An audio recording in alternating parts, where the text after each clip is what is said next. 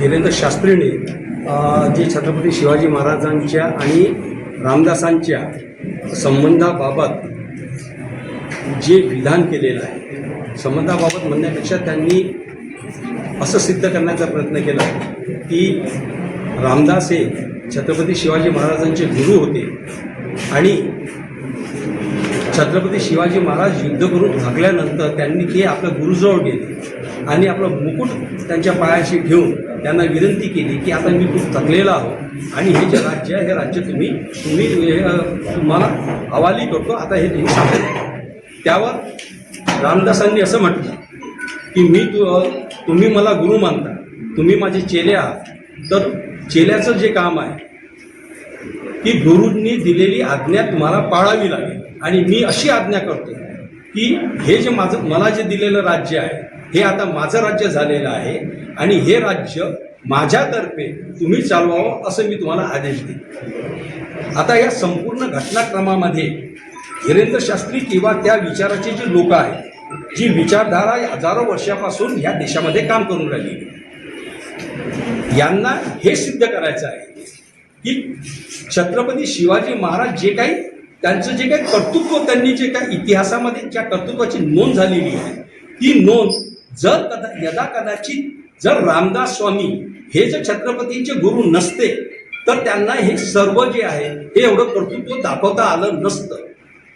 ही जी विचारधारा आहे जी हजारो वर्षापासून काम करून राहिलेली आहे, त्यांनी प्रत्येक महापुरुषाच्या मागे कोणी ना कोणीतरी एक टवाळखोर माणूस आपण एक उभा केलेला आहे आणि हे सिद्ध कारण की यांच्याकडे महापुरुष म्हणण्याला किंवा जागतिक कीर्तीचे लोक किंवा ज्यांनी मानवतेसाठी काम केलेलं आहे, ज्यांनी संपूर्ण समाजासाठी काम केलेलं आहे, अशा प्रकारचं गेल्या 100 वर्षाच्या इतिहासामध्ये किंवा त्याच्या अगोदर सुद्धा एकही व्यक्ती या संघटनेनी किंवा या विचारधारेने पैदा करू शकले नाही.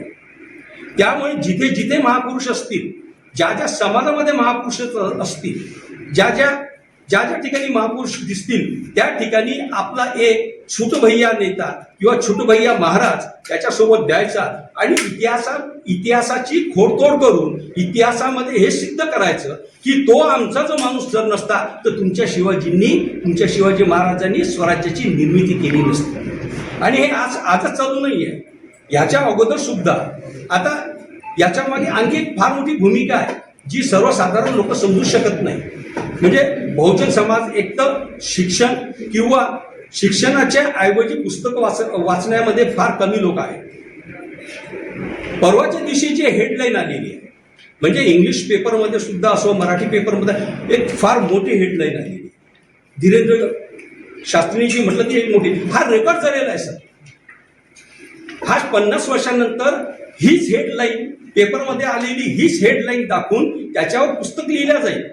आणि याचा जिवंत उदाहरण म्हणजे राष्ट्रमाता जिजाऊच्या बाबतीत जी बदनामी करण्यात आली, जेम्स लेनला जो पुरावा देण्यात आलेला तो अशाच प्रकारचा कुजबुजी मार्फत तयार झालेला पुरावा देण्यात आलेला. आजची 24 तारखेची हेडलाईन ही येणाऱ्या 50 वर्षानंतर हा इतिहासाचा एक ठोस पुरावा म्हणून हे लोक सादर करतील. आणि अशाच प्रकारे छत्रपती शिवाजी महाराजच नाही तर जे महापुरुष झालेले आहेत, ज्यांनी मानवतेच्यासाठी काम केलेलं आहे, या सर्व लोकांची बदनामी करण्याचं हे षडयंत्र आहे. आता काय नेमकी मागणी आहे? कारण की धीरेंद्र शास्त्रीने माफी मागून चालणार नाही, त्याच्यावर महाराष्ट्र शासनाने कायदेशीर कारवाई करावी. त्यांनी कोणता संदर्भ घेतलेला आहे, कोणत्या पुराव्याच्या आधारावर हे स्टेटमेंट केलेलं आहे याचं त्यांनी आम्हाला प्रूफ द्यावं. किंवा जर त्यांना आमच्यासोबत चर्चा करायची असेल तर आम्ही त्यांच्यासोबत चर्चा करायला तयार आहोत. आणि त्यांनी केलेले जे आहे वाक्य आहे हे केवळ माफी मागून चालणार नाही, त्यांच्यावर कायदेशीर कारवाई झाली पाहिजे, ही आमची पहिली आणि मुख्य मागणी. त्यांचाच व्हिडिओ एकदा 2-3दा पुन्हा पाहावा किंवा त्यांनी आम्हाला जर चर्चेला बोलावलं तर त्यांची जी व्हिडिओ क्लिप आहे ती आमच्या जो सेव्ह केलेली आहे, आम्ही तो व्हिडिओ त्यांना दाखवू. त्याच्यासोबत काही पत्र